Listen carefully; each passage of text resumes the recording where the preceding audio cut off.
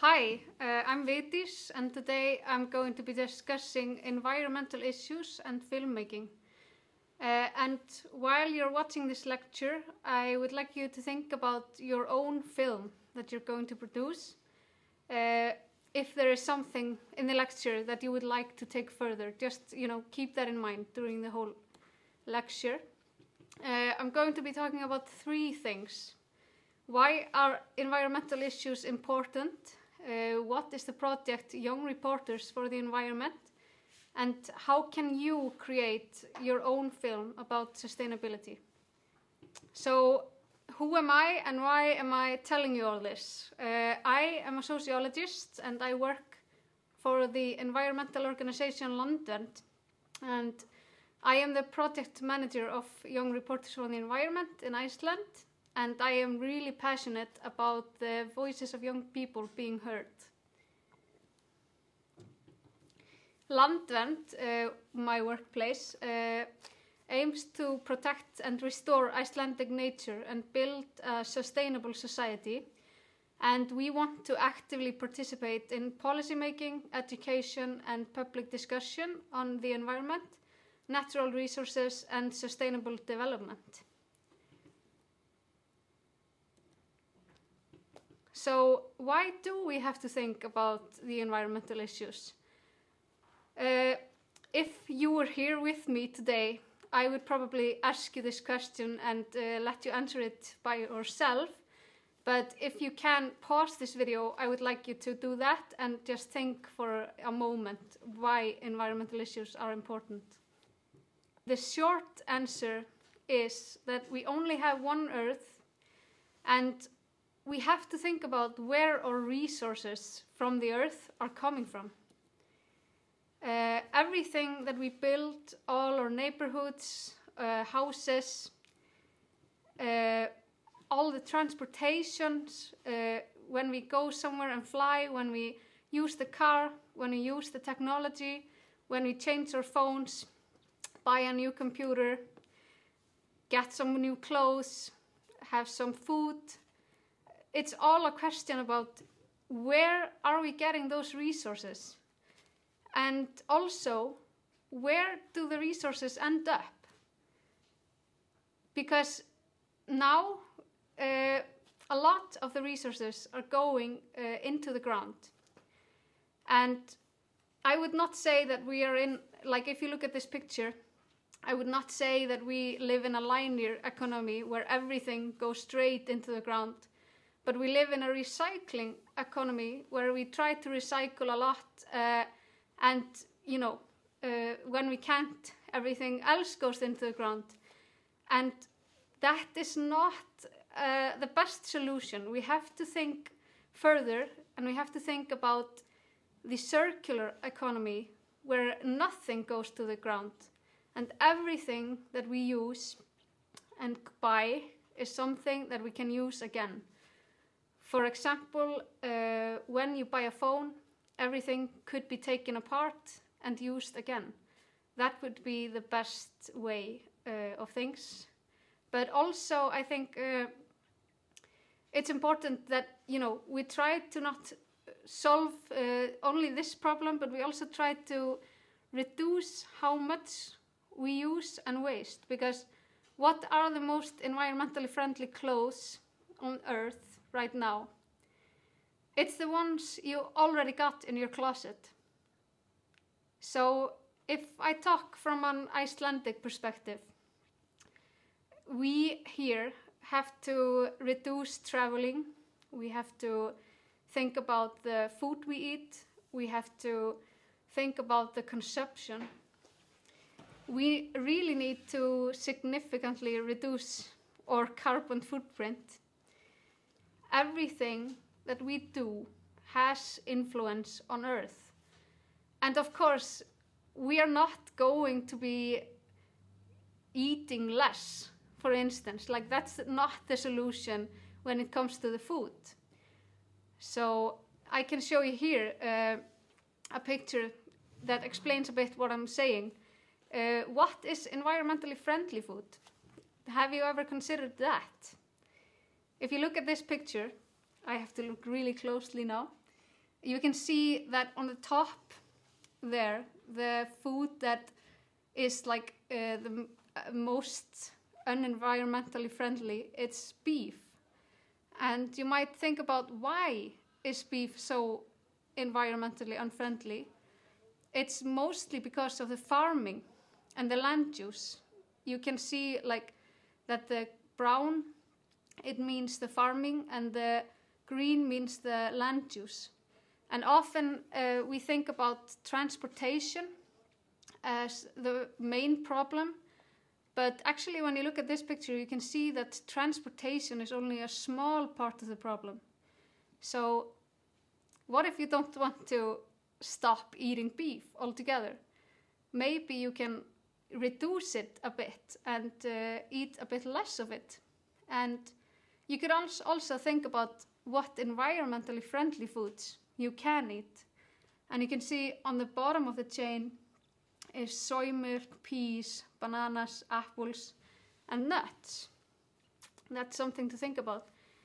And when it comes to traveling, for us in Iceland, airplanes are really important, because without them, we couldn't go anywhere, almost. So what can we do here?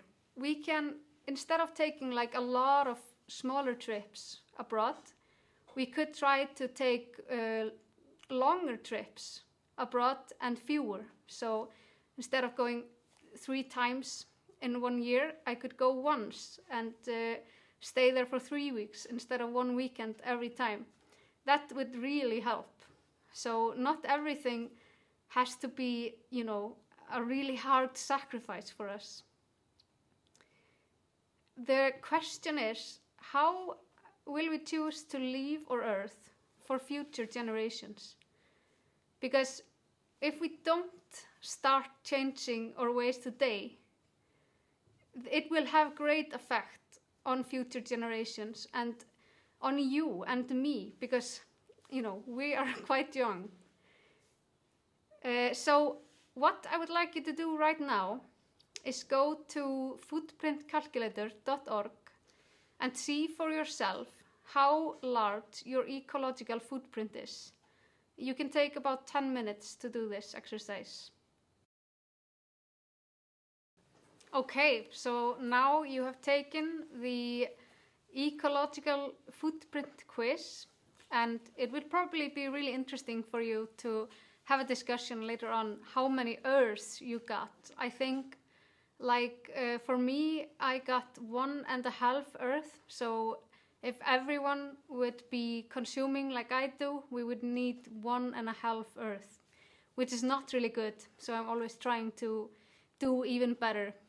And I hope this inspires you to do it as well. And maybe also you can think about your results and let them inspire you in your project. So now I wanted to tell you about Young Reporters for the Environment. It's a project where young people all over the world in 45 countries try to basically tell people in the world about what is happening in the climate and what is happening on Earth, talking about environmental issues. And we do this by going through schools, and we aim to empower young people to take a stand on environmental issues they feel strongly about and give them a platform to express these issues through whatever media they prefer. And I think this project is really helping the world today, at least here in Iceland. The young people that have been giving their time to think about environmental problems and trying to get other people to think about them, it has really influenced the society here. And you will hear from 3 boys that won the contest this year for the environmental project they did. So I hope that also inspires you. Now we are going to watch a video about the project in the world. The ultimate goal of the Young Reporters project is to highlight environmental injustices and to have them fixed by the appropriate authorities. And I think it's always really important to try to see the positive side of things. So it's not only to say we have a lot of plastic in the world, or everything is going to end really soon. We have to think in solutions. So I want to tell you, when you do your video, think about solutions. Think about what you would like to say, what environmental issue is something that you really relate to, and try to find a way for us to solve it. It doesn't have to be the grandest solution of them all, but try to inspire people to think in solutions. It's really good to know about the sustainability goals, and here is a short video that explains them a bit for your inspiration. So here you can see the picture of the boys that came in first place here in Iceland in the Young Reporters for the Environment project. They're going to tell you a bit about their project really soon, but it was so inspiring to see how far they got with the idea that started in a classroom. And they have gotten so much attention in Iceland after doing their documentary. And actually they competed for large awards with other journalists here that are highly experienced. So, I think the world is really ready to see what young people have to offer today. Now I would like you to take a look at the shortlisted winners for the YRE competition all over the world today. You can use this QR code or the link that is here, and this is mainly so you can see what other young people are doing when it comes to environment and journalism, and also to inspire you. So take 10 minutes for this project. So now you have looked at a few things that other people have been doing when it comes to journalism and taking a stand for the environment, and I hope their work really inspired you. But how do you create your project? Where do you start? In the YRE methodology, we usually begin with the investigation, and that's basically what you have been doing right now already. You have gotten to know a bit more about the environmental issues, trying to figure out what people are doing about it. And now it's time for you to choose one idea and take it further, research it, and make a report and decide how will you spread the message. And when it comes to being convincing, I think the number one thing to do is to talk about something you really feel strongly about. If I were to make a project about something that did not inspire me, I think it would never inspire other people. So really try to think deeply about what you feel strongly about. And take 5 to 10 minutes to think about what you would like to express in a short film. Seek inspiration wherever you find it. Maybe you know it already, maybe you want to look it up on the internet. Just find your way to do it. So, now you might have a better idea about what you're going to be doing. But still the question remains, how do you actually start when you already have the idea in your mind? How do you start the research? So I want you to think about what the problem is that you have decided to talk about. and what is the solution to that problem.